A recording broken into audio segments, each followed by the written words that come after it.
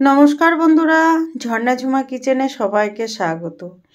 আজ আমি সিম্পলভাবে পুঁটি মাছের রেসিপি আপনাদের সাথে শেয়ার করব। আর শীতে এখন প্রচুর পরিমাণে মূলো পাওয়া যাচ্ছে। মূলো দিয়ে পুঁটি মাছ দিয়ে আলু দিয়ে রান্না করব আমি। তো চলেন রেসিপিটা আমি কিভাবে তৈরি করেছি সেইটা এখন আপনাদের সাথে শেয়ার করব। সেই জন্য দেখেন এখানে আমি পুঁটি মাছ নিয়ে নিয়েছি। এখানে 300 গ্রাম পুঁটি মাছ আছে। আর পুঁটি মাছগুলো কিন্তু ফ্রেশ, বাজার থেকে একদম ফ্রেশ পুঁটি মাছ নিয়ে এসেছি। দেখেন মাছের সাইজটা দেখেন কত বড় বড় হয়েছে। তো মাছগুলো দেখেন কেটে ধুয়ে পরিষ্কার করে নিয়ে নিয়েছি। আর এখানে দেখেন আমি নিয়ে নিয়েছি মূলো আর আলু। মূলো আলু দিয়ে পুঁটি মাছের রেসিপিটা আমি তৈরি করব। তো এখন আমি মূলো আর আলুটা কেটে নেব। প্রথমে আমি আলুটা কেটে নেব।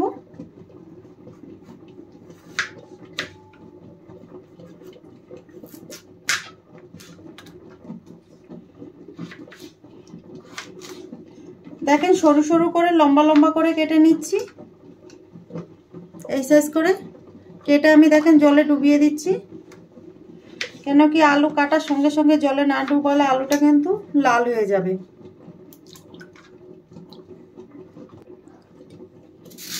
দেখেন মূলোটার আমি খোসা ছাড়িয়ে নিচ্ছি। আর মূলোর সাইজটা কিন্তু অনেক বড়, আমি পুরো মূলোটা দিচ্ছি না।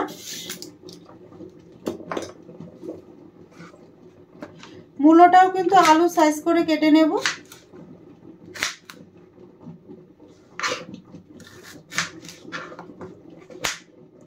এইভাবে লম্বা লম্বা করে কেটে নিচ্ছি আর আলুর সাথে এই জলের মধ্যে ডুবিয়ে দিলাম।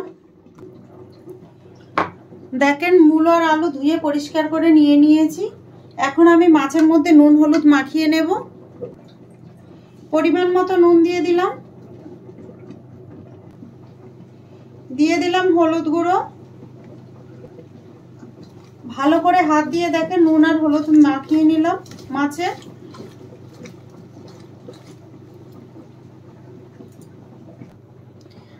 কড়াই গরম হয়ে গেছে। আর কড়াই কিন্তু ভালো করে গরম করে নিতে হবে মাছ ভাজার সময়। আর আমি মাছের ঝোলের রেসিপিটা দেখেন সর্ষের তেল দিয়ে করছি। আপনারা চাইলে কিন্তু সাদা তেলেও করতে পারেন, কিন্তু সর্ষের তেলে করলে কিন্তু টেস্টটা ভালো আসে। তেল দেখেন ভালোভাবে গরম হয়ে গেছে। তেলের মধ্যে সামান্য আমি একটু নুন দিয়ে দিলাম যাতে মাছটা না চিপকে যায় আর তেলটা আরো বেশি করা হয়, সেই জন্য। এখন আমি মাছগুলো ভেজে নেব।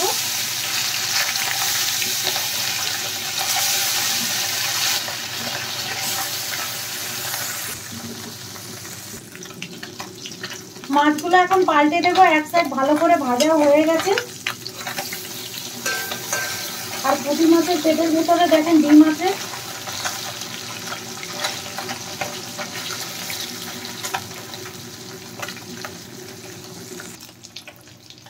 দেখেন মাছ ভালো করে ভাজা হয়ে গেছে। এখন আমি তুলে নিচ্ছি।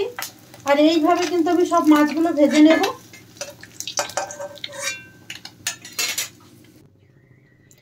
ফোড়নে আমি দেখেন দিয়ে দিলাম কালো জিরে। আপনারা চাইলে কিন্তু নর্মাল জিরোটাও দিতে পারেন। আর দিয়ে দিলাম দেখেন দুটো কাঁচা লঙ্কা আর আদা।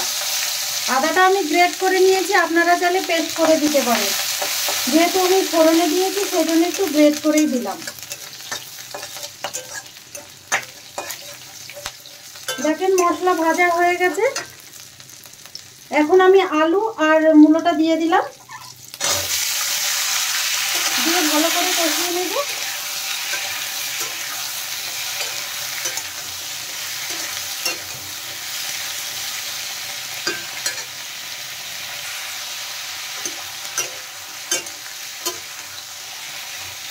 আলু আর মূলো কষতে থাক, ততক্ষণে আমি এর জন্য একটা মশলা তৈরি করে নেব।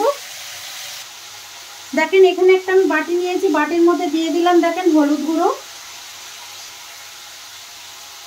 লঙ্কা গুঁড়ো, ঝালটা আপনাদের পছন্দ মতো দেবেন,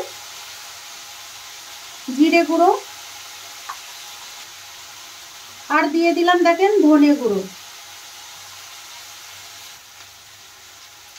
দেখেন জল দিয়ে এখন একটু ভালো করে গুলিয়ে নেব।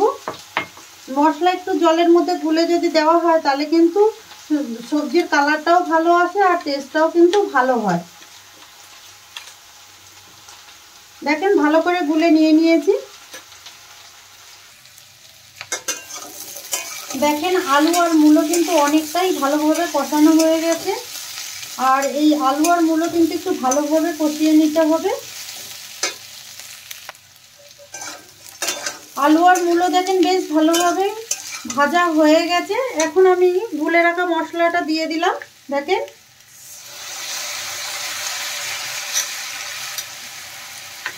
দিয়ে কিন্তু আরেকটু ভালো করে কষিয়ে নিতে হবে।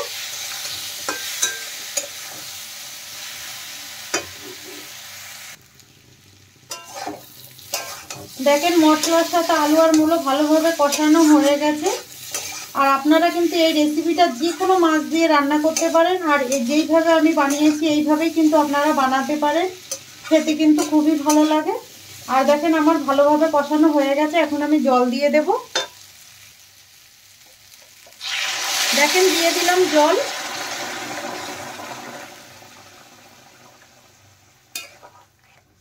ভালোভাবে নেড়ে চেড়ে এখন ঝোলটা একটু ভালো করে ফুটিয়ে নেব।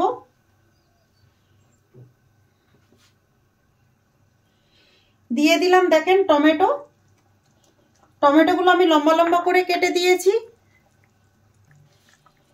টেস্ট হিসাবে আমি দেখেন নুন দিয়ে দিলাম।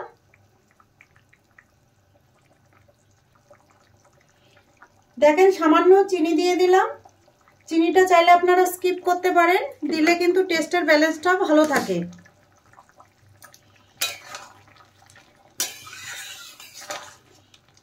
ঝোলটা এখন একটু আমি ভালোভাবে ফুটিয়ে নেব। আর আপনারা চাইলে কিন্তু টমেটোটা কষানোর সময়ও দিতে পারেন। আমার কিন্তু এই ঝোলে দিলে খেতে বেশ ভালো লাগে। ভাত খাওয়ার সময় একটু ভাতের সাথে মেখে খেতে কিন্তু দারুণ লাগে। দেখেন ঝোল কিন্তু আমি ভালোভাবে ফুটিয়ে নিয়েছি। আর মূলো আর আলু কিন্তু ভালোভাবে গলে গেছে। এখন আমি ভেজে রাখা মাছগুলো দিয়ে দেব। দিয়ে ভালো করে নেড়ে চেড়ে ঝোলের সাথে দেখেন মিশিয়ে দিচ্ছি।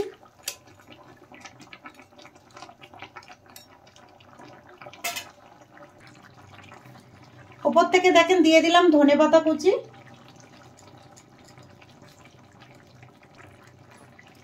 ধনেপাতা কুচি দিয়ে দেওয়ার পরে একটু নেড়ে চেড়ে ভালো করে ঝোলের সাথে দেখেন মিশিয়ে দিলাম।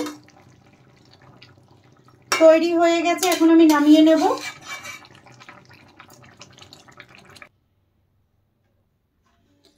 দেখেন এখন আমি প্লেটে নামিয়ে নিলাম। এই মাছের ঝোলের রেসিপিটা যদি আপনাদের ভালো লাগে তাহলে আমার চ্যানেলটাকে সাবস্ক্রাইব করবেন, লাইক করবেন, কমেন্ট করবেন আর অবশ্যই শেয়ার করবেন। আর আমি যেইভাবে বানিয়েছি প্লিজ এইভাবে আপনারা বানিয়ে খেয়ে আমাকে কমেন্ট করে জানাবেন। Thank you.